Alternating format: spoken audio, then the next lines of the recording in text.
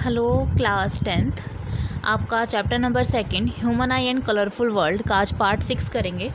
Previous video में हमने पढ़ा था reflection through a glass slab के बारे में और डिस्पर्शन के बारे में। तो डिस्पर्शन वो फिनोमेना होता है जिसमें एक वाइट लाइट 7 कलर्स में स्प्लिट हो जाती है। वो 7 कलर कौन से थे आपके? विबग्योर, ठीक है।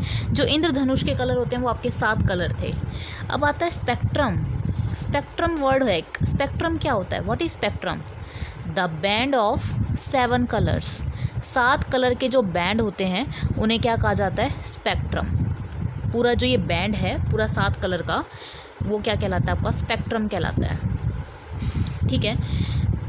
आगे रिकॉम्बिनेशन ऑफ स्पेक्ट्रम।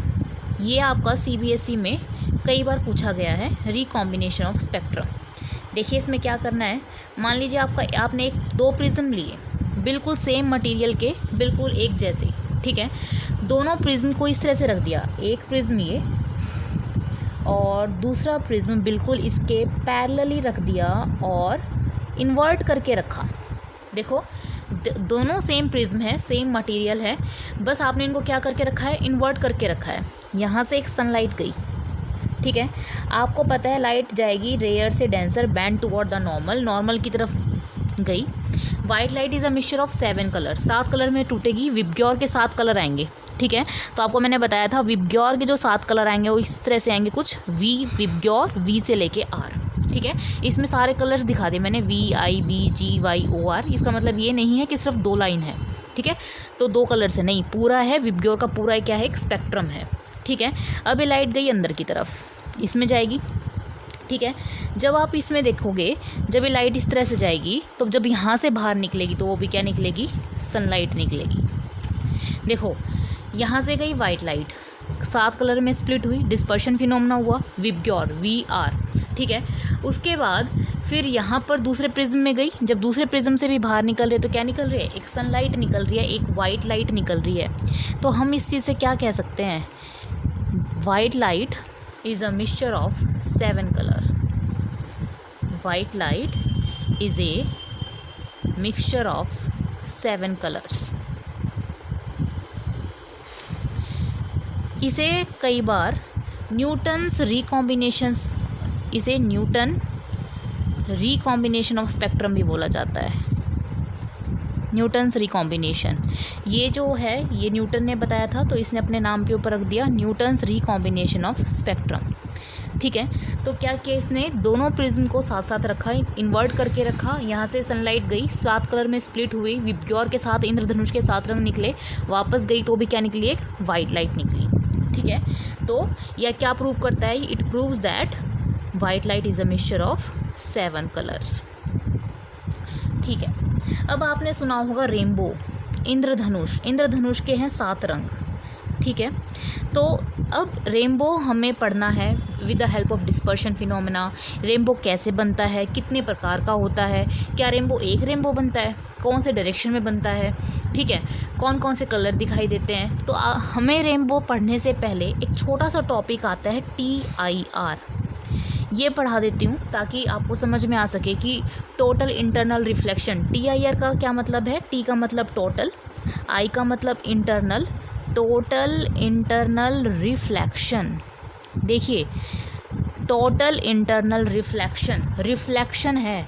रिफ्लेक्शन वो फिनोमेना होता है जिसमें लाइट अपना मीडियम चेंज नहीं करती।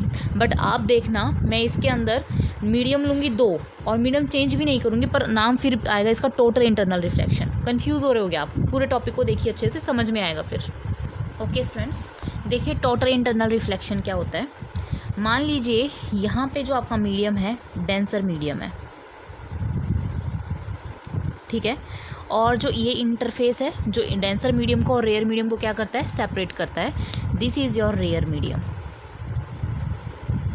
तो आपको पता है डेंसर मीडियम क्या होता है? जिसका रिफ्रैक्टिव इंडेक्स ज़्यादा होता है, और रेयर मीडियम वो होता है जिसका रिफ्रैक्टिव इंडेक्स कम होता है, ठीक है। मान लीजिए यहाँ कोई ऑब्जेक्ट है, यहाँ से कोई लाइट गई, ठीक है। ये आपकी इंसिडेंट रे, आपने इसके ऊपर क्या ड्रॉ किया? नॉर्मल ड्रॉ किया। अब डेंसर से rare, away from the normal से दूर हो जाएगी। यही पढ़ाया आपको। ये आपकी इंसिडेंट रे, तो this is called angle of incidence, angle I, ठीक है, and this is called refracted ray, this is your angle R, ठीक है। अब मान लीजिए मैं ये कह रही हूँ कि अगर इंसिडेंट एंगल जो है ये जो लाइन गिरी, मतलब लाइट डली इस इंटरफेस पे, तो यहाँ पे आपने फिर से क्या ड्रॉ किया, नॉर्मल। ये अब क्या है, फिर से इसका इंसिडेंस एंगल। अगर इंसिडेंस एंगल आपका क्रिटिकल एंगल, यहाँ एक लिख रही हूँ मैं सी का मतलब है क्रिटिकल एंगल। क्रिटिकल एंगल क्या होता है ये हम देखते हैं। और क्या ये सबकी वैल्यू सबकी सेम होती है? नहीं, क्रिटिकल एंगल में एंगल की सब मटेरियल की वैल्यू अलग अलग होती है। डायमंड में इसकी वैल्यू अलग होती है, करीबन करीब डायमंड में जो क्रिटिकल एंगल की वैल्यू रहती है for diamond angle C is equals to 24.2 degree approx, ठीक है। तो हर मटेरियल के लिए क्रिटिकल एंगल की वैल्यू क्या आती है, अलग अलग आती है, ठीक है। अगर ये एंगल I एंगल C के बराबर हो जाता है, इन केस देखो आपको पता है अगर ये ऑब्जेक्ट से यहाँ से लाइट इस तरह से गई तो एंगल ऑफ रिफ्रैक्शन आया R। अब लाइट इस तरह से निकले कि वो रिफ्रैक्शन एंगल कितना हो, 90 डिग्री। तो देखो ये आपकी रिफ्रैक्टेड रे और नॉर्मल के बीच में एंगल कितना है, 90 डिग्री। यानी कि when I equals to angle C then angle R is equals to 90 degree. समझ पा रहे हैं कि अगर इंसिडेंस एंगल क्रिटिकल एंगल के इक्वल हो जाता है तो ये जो रिफ्रैक्टेड रे है ये कितना एंगल बनाती है, 90 डिग्री बनाती है। क्या ये रिफ्रैक्टेड रे मीडियम छोड़ के बाहर गई, नहीं गई। चलो फिर से देख लेते हैं एक चीज़ और। मान लीजिए आपने फिर से एक और रे इंसिडेंट कराई और ये इसका इंटरफेस, ठीक है। आपने इसके ऊपर ड्रॉ किया नॉर्मल। अब क्या है, angle I is greater than angle C। देखो पहले I C से छोटा था तो बाहर चली गई, जब I C के बराबर था तो रिफ्रैक्शन एंगल कितना हो गया आपका, 90 डिग्री। अब I क्या है, C से ज़्यादा है। अगर C से ज़्यादा होगा तो ये लाइट कभी भी अपना मीडियम छोड़ के बाहर नहीं जाएगी, तो ये अंदर की तरफ आ गई। समझ रहे हो? एंगल I जब एंगल C के बराबर होगा तो एंगल R कितना हो जाएगा आपका, 90 डिग्री। क्लियर है? और जब एंगल I एंगल C से ज़्यादा होगा तो ये लाइट कभी भी अपना मीडियम छोड़ के बाहर नहीं जाएगी, तो कहाँ रहेगी, मीडियम के अंदर रहेगी। अपना मीडियम चेंज नहीं किया। जब भी कोई रे अपना मीडियम चेंज नहीं करती, टकरा के वापस आ जाती है, तो वो फिनोमेना क्या कहलाता है, रिफ्लेक्शन। इसलिए इसका नाम क्या दिया, रिफ्लेक्शन। देखिए मीडियम यूज़ किया मैंने, है ना, मीडियम यूज़ किया तो रिफ्लेक्शन वर्ड आना चाहिए। बट देखो ऐसा एंगल जिस पे लाइट कभी भी अपना मीडियम, रेयर डेंसर में थी, डेंसर में ही वापस आ गई, रेयर में नहीं गई, तो वो क्या कहलाता है आपका phenomena, reflection. Total internal reflection, पूरी तरह से अंदर अंदर रिफ्लेक्ट होना, ठीक है। देखिए आपने डायमंड देखा होगा, ठीक है।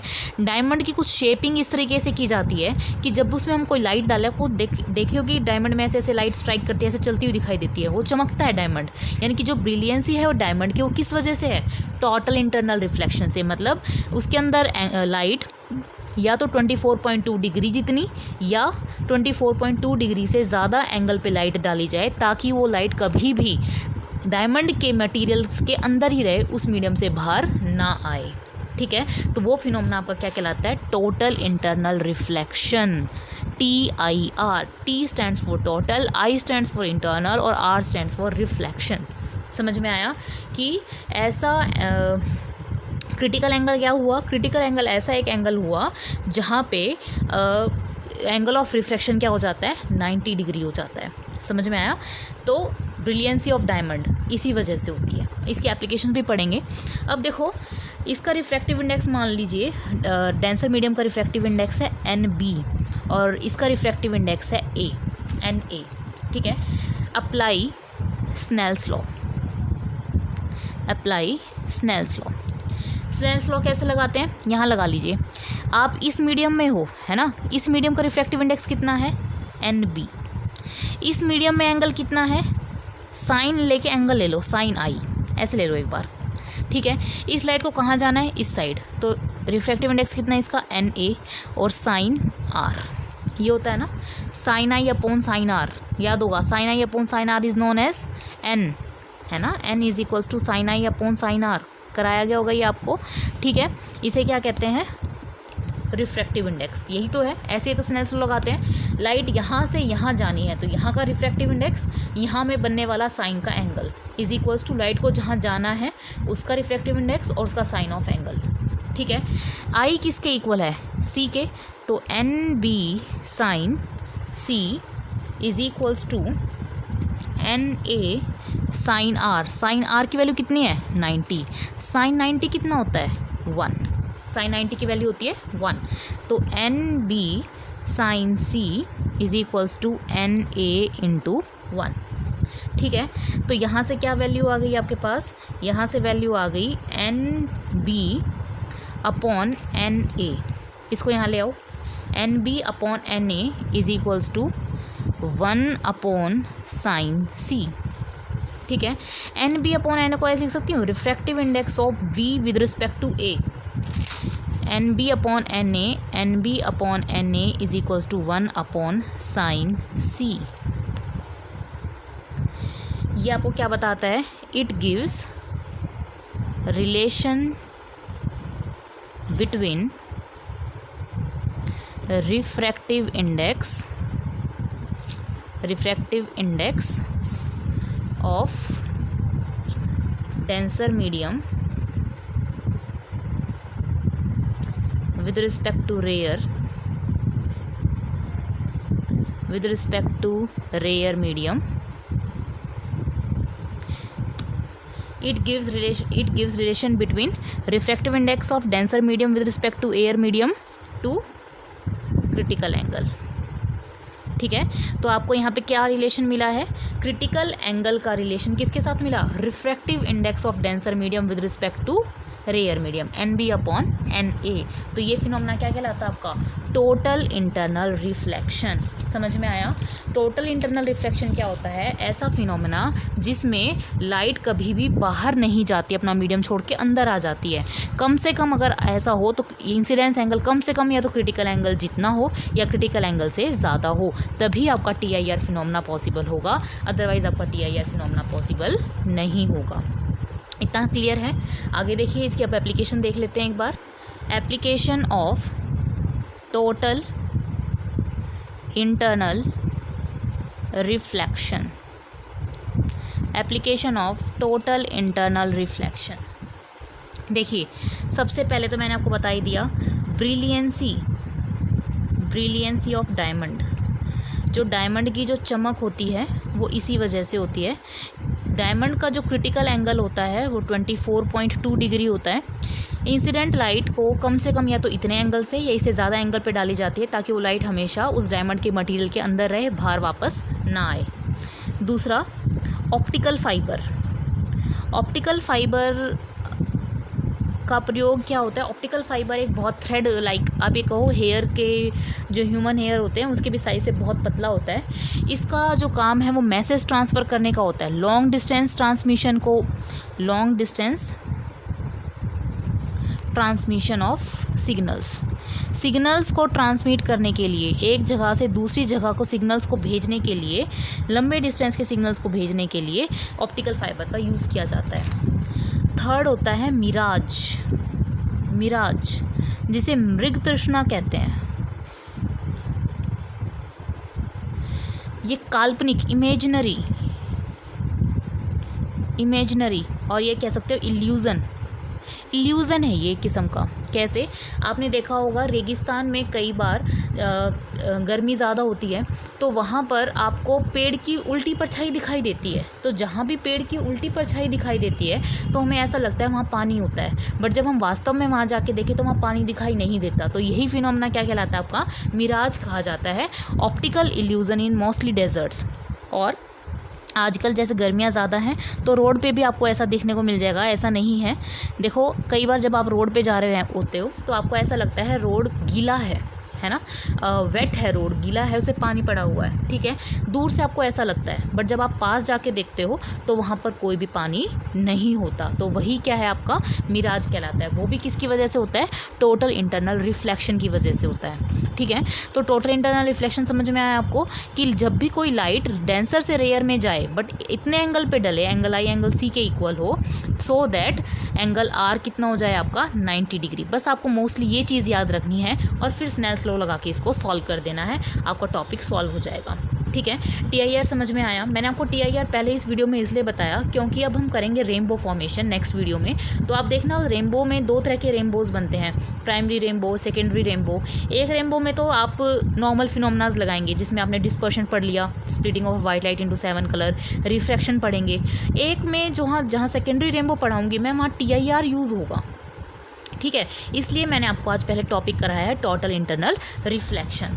तो आज मैंने स्टार्ट किया था आपका टॉपिक स्पेक्ट्रम से। तो ये जो 7 कलर का जो बैंड होता है इसे स्पेक्ट्रम कहा जाता है। अगर 2 प्रिज्म को आपस में उल्टा करके सेम मटेरियल के रखा जाए तो अगर सनलाइट डालेंगे तो सनलाइट ही बाहर की तरफ निकलेगी।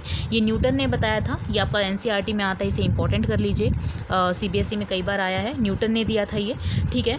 और फिर अब आपने पढ़ा total internal reflection. Total internal reflection क्या होता है, ठीक है। उसके बाद हमने पढ़ा इसकी application of total internal reflection. अब नेक्स्ट वीडियो में हम पढ़ेंगे रेनबो के बारे में पढ़ेंगे। ओके स्टूडेंट्स, तब तक आप अपना ये टोटल इंटरनल रिफ्लेक्शन अच्छे से कंप्लीट कीजिए। अगर कोई आपको डाउट है तो मुझसे आप कमेंट बॉक्स में पूछ सकते हैं। Thank you.